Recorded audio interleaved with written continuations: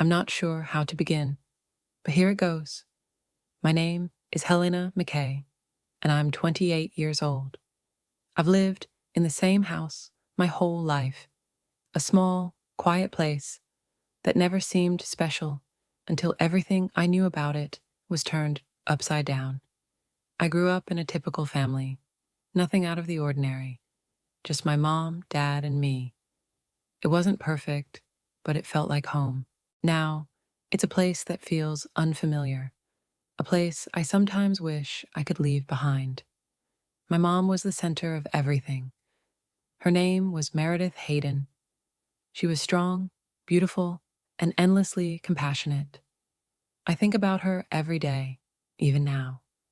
She worked as a nurse, always prioritizing others and always smiling, even when life was tough. She'd hum softly while cooking, filling the house with a warmth that made all your worries disappear. She was the one person I could share anything with, the one person I trusted completely. But last year, everything changed. My mom was diagnosed with stage 4 ovarian cancer, and it was completely unexpected. She had always been so strong, the one who cared for everyone else. I remember when she told me, her voice trembled slightly, but she smiled, trying to make it easier on me, like she always did. She said, "We'll get through this, Helena, together." But I could tell deep down that she knew how it would end. It all happened so quickly, too quickly. The doctors said the cancer had spread too far, and there wasn't much they could do except try to make her comfortable. Chemo, endless doctor visits, sleepless nights by her hospital bed. It all feels like a blur now. The house, once full of life, became eerily silent, weighed down by what was happening. My dad, Drew, couldn't cope. He barely spoke and withdrew into himself while I tried to keep everything together. I became my mom's caregiver, something I don't regret, but something that broke me in ways I'm still trying to understand.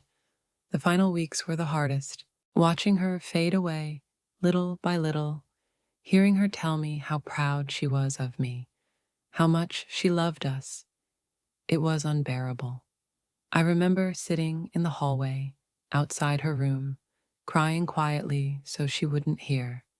I wanted her to think I was strong, that I could handle it, but I couldn't. When she passed, it felt like the air was sucked out of the house. Time stood still. She was gone, and I didn't know who I was without her. My dad didn't either. We were left with each other, two people who didn't know how to communicate or grieve together. It felt like we were living in separate worlds under the same roof. But I thought, maybe, just maybe, we could figure it out. Maybe we could lean on each other and find some peace.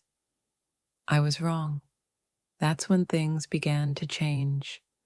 Small moments I ignored because I didn't want to see them for what they were.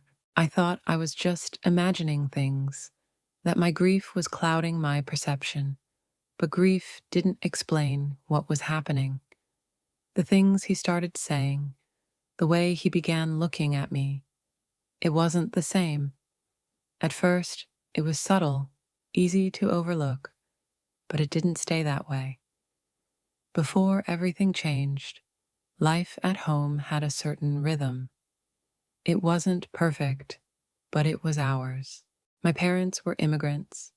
My mom, Meredith, was from Ireland, and my dad, Drew, was from a small town in Scotland.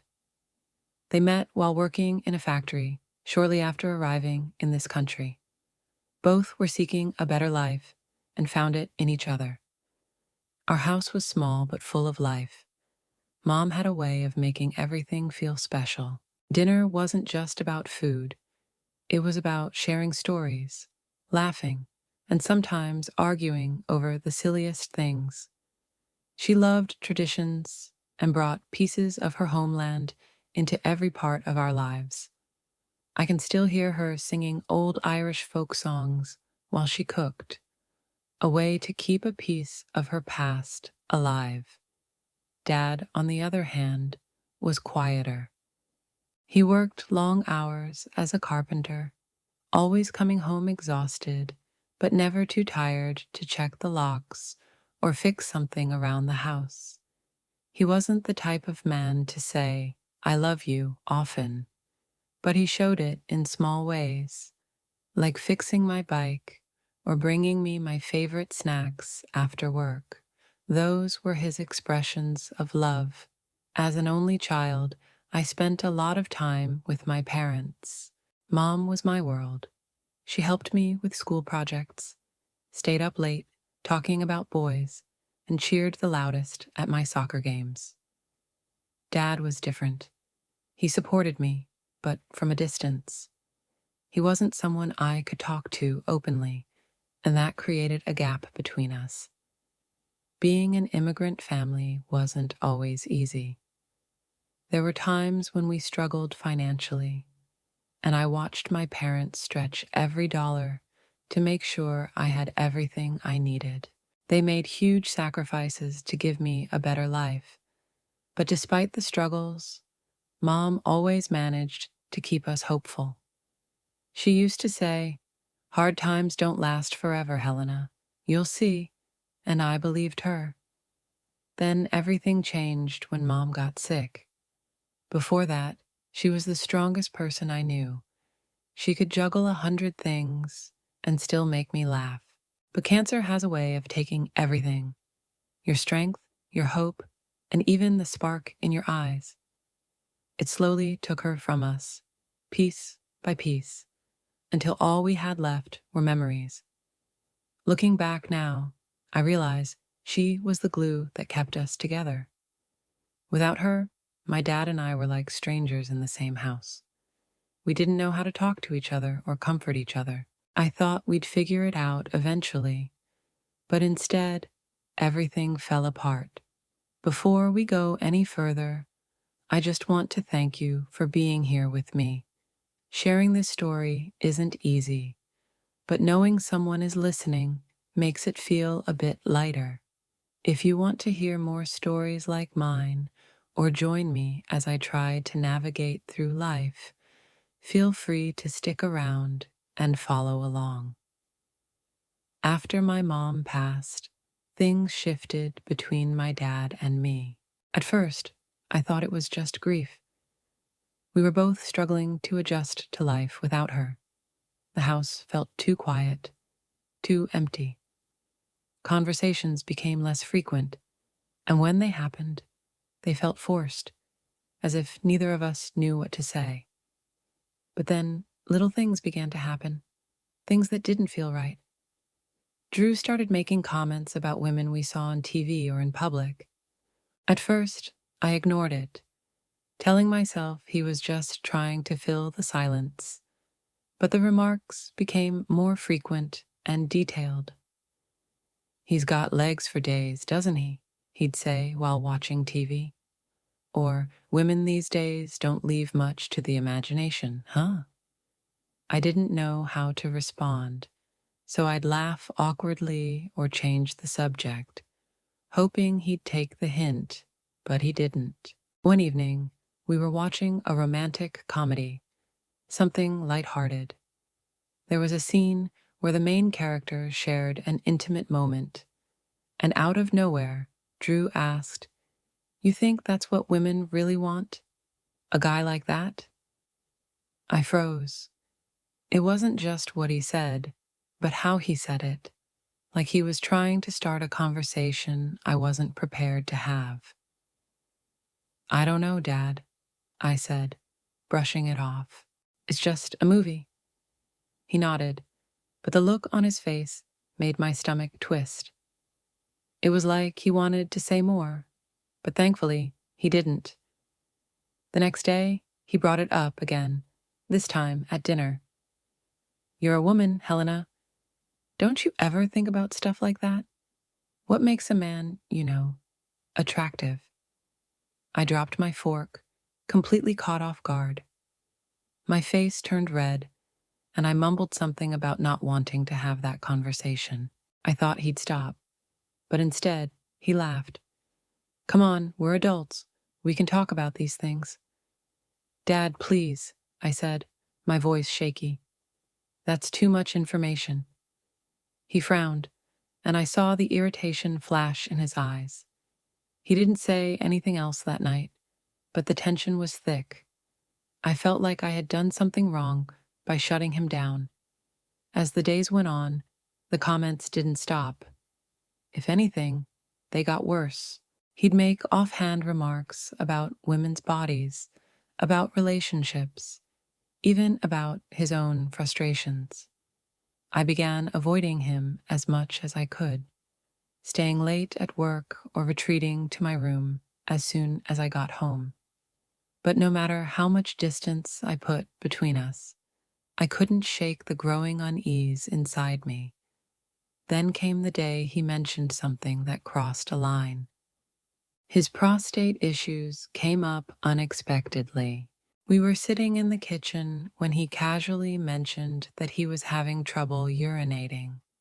At first, I thought it was just a regular health concern he wanted to talk about. But then he added, you know, these things happen to men when they want to have sex, but can't. My stomach turned. I wanted to scream at him to stop, but I didn't. I couldn't. Instead, I focused on my plate, hoping he would understand the hint. He didn't. It's natural, Helena, he said. Everyone goes through it at some point. I nodded stiffly, my heart pounding. It wasn't natural. Not the conversation, not the way he was looking at me. That night, I sat in my room, replaying everything in my head. I told myself I was overreacting, that he hadn't meant anything by it. But deep down, I knew something was wrong. I just didn't want to face it. Looking back, I wish I had said something sooner. I wish I had trusted my instincts. At the time, I was too scared, too confused. I convinced myself it was nothing, just a misunderstanding. But it wasn't, and it was only going to get worse. I didn't see it coming. Maybe I should have. Maybe there were signs I missed, or things I should have questioned earlier. But when it happened, it felt like the ground had been pulled from under me. It began like any other day. I had just come home from work, tired and distracted, not expecting anything unusual. But as soon as I walked in, something felt different. Drew, my dad, was dressed up, not in his usual pajamas or the worn clothes he normally lounged in. He was wearing a neat shirt, his hair combed back, and he was cooking dinner. He smiled when he saw me, but it wasn't the familiar smile I was used to. It didn't feel right. "Hey, sweetheart," he said, his voice unusually upbeat. "How was work?"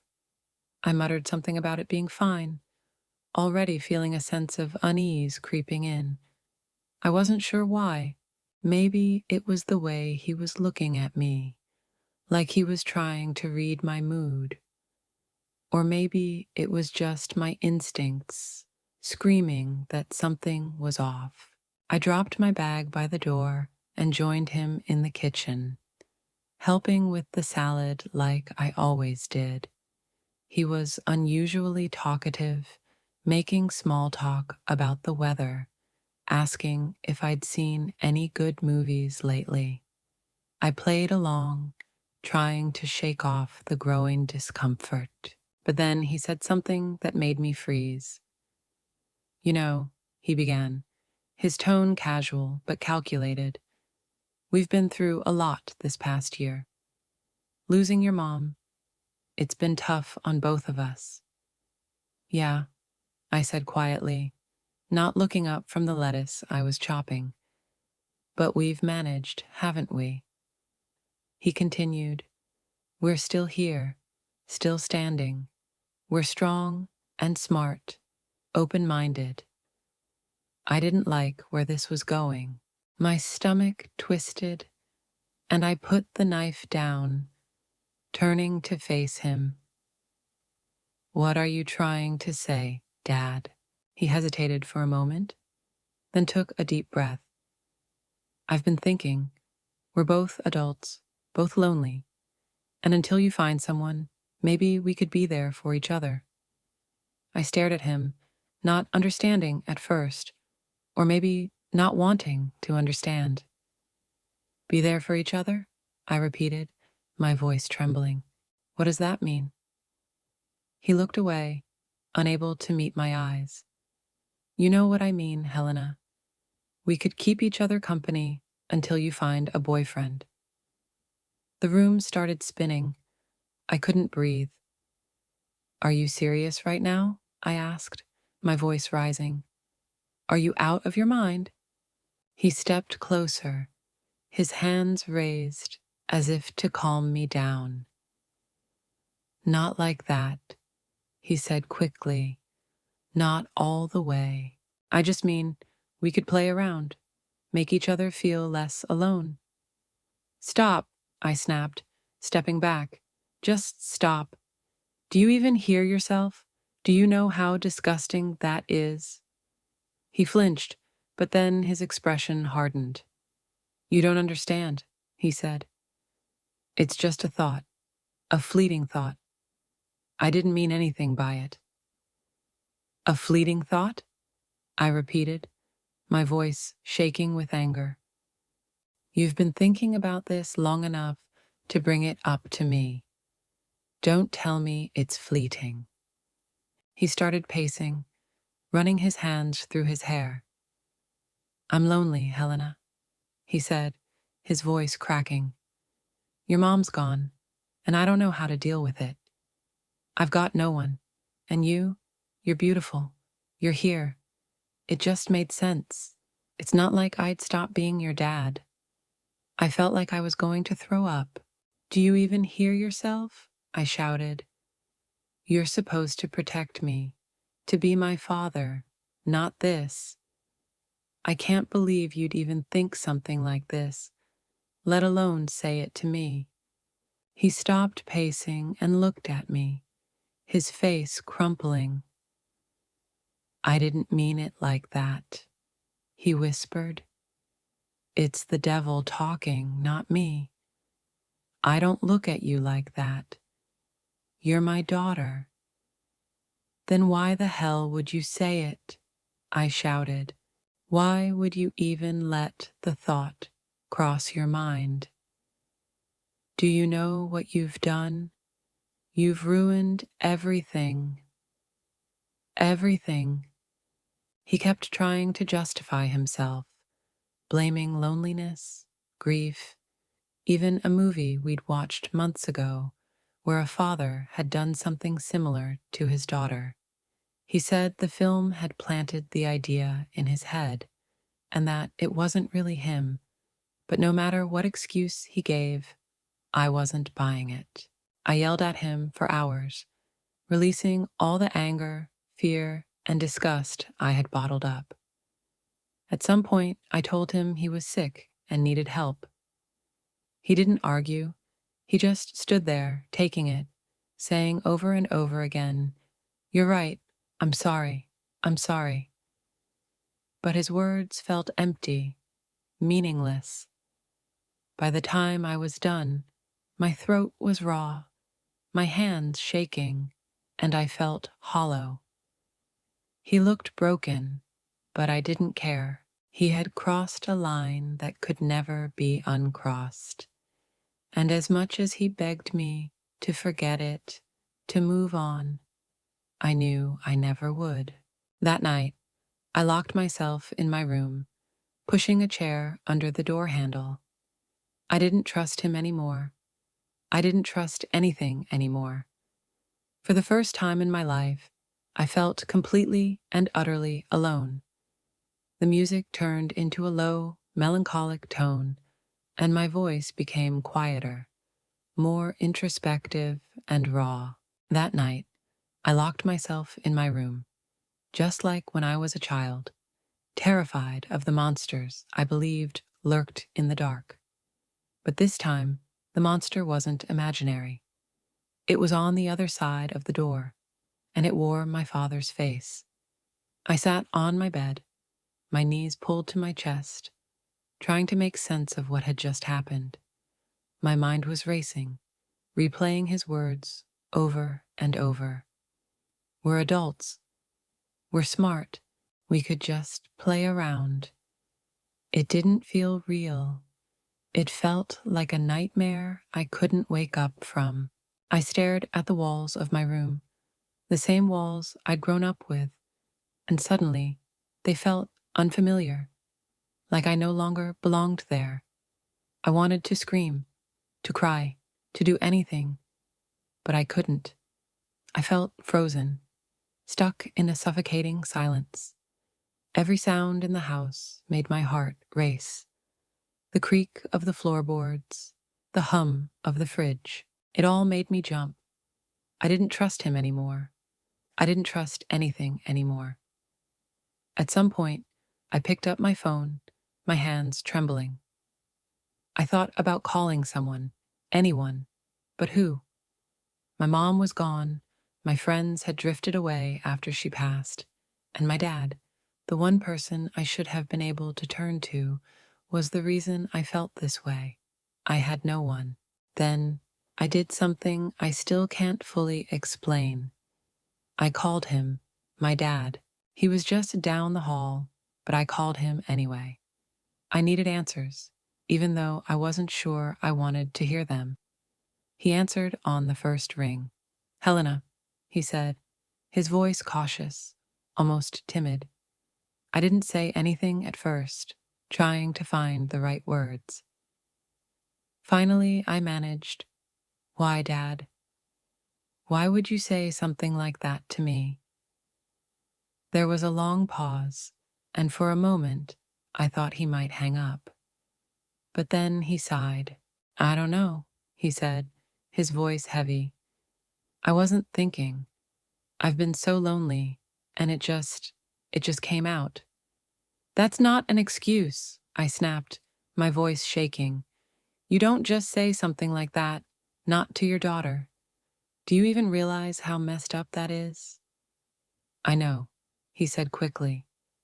"I know, Helena. I'm sorry. I wasn't myself. It's not me. It's the things I've been exposed to, the things I've been watching." "What are you talking about?" I asked. His voice trembled as he paused before responding. "Porn. It's everywhere these days. It's so easy to get caught up in it.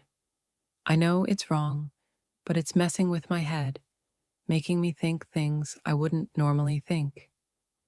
I felt a wave of nausea wash over me. "Are you really blaming porn for this?" I asked, my voice sharp. "Do you hear how ridiculous that sounds?"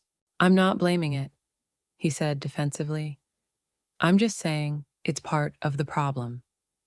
It's not me, Helena. It's not who I am. I've been struggling, and I don't know how to deal with it." I didn't know how to respond. Part of me wanted to hang up and shut him out completely, but another part of me, the part that still saw him as my dad, wanted to believe him. I wanted to believe he wasn't the person he had become. But how could I?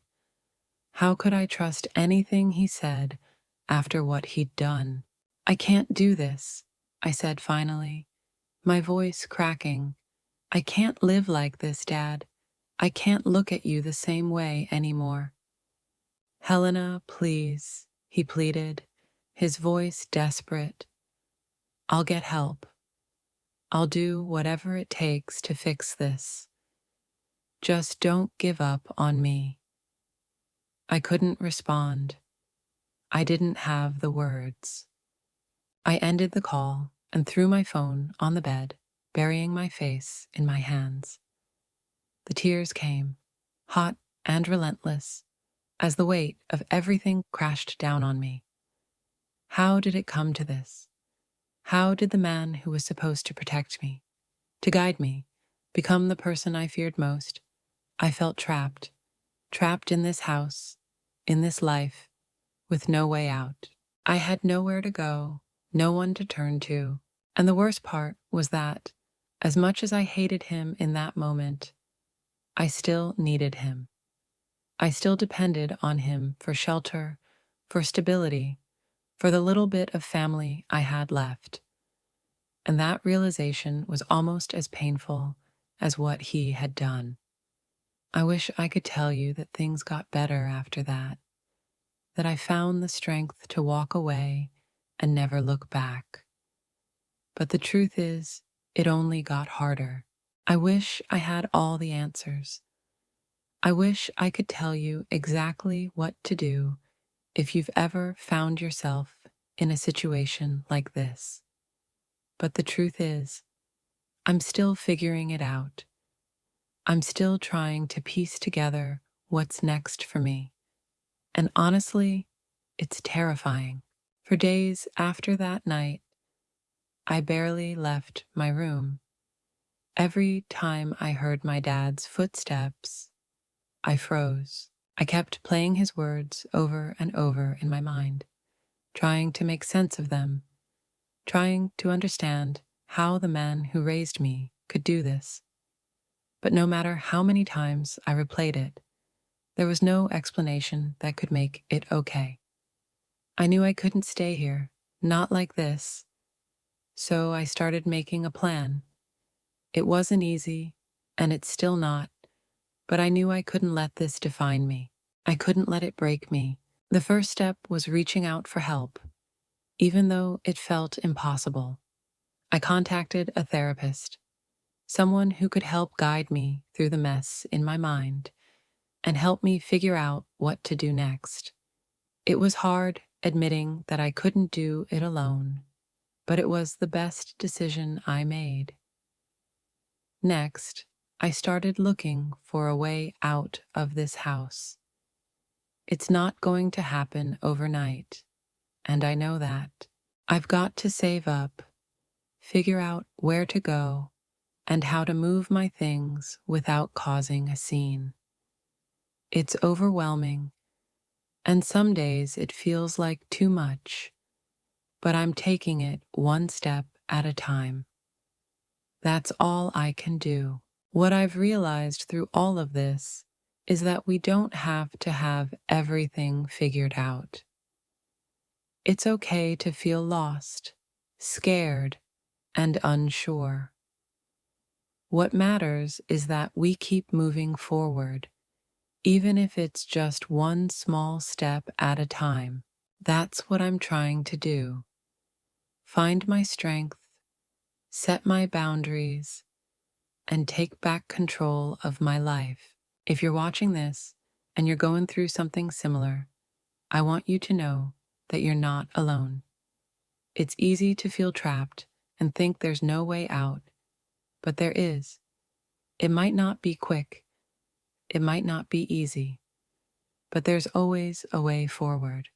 You deserve safety, peace, and the chance to heal. And if my story can help even one person realize that, then sharing it is worth it. Thank you for listening, for being here. Sharing this hasn't been easy, but knowing that someone out there might find strength in my words makes it a little less heavy. If you think this story could help someone else, please share it. And if you want to follow along as I try to rebuild my life and figure all of this out, hit subscribe. I'd love to have you here with me on this journey. This isn't the end of my story. It's just the beginning of something new.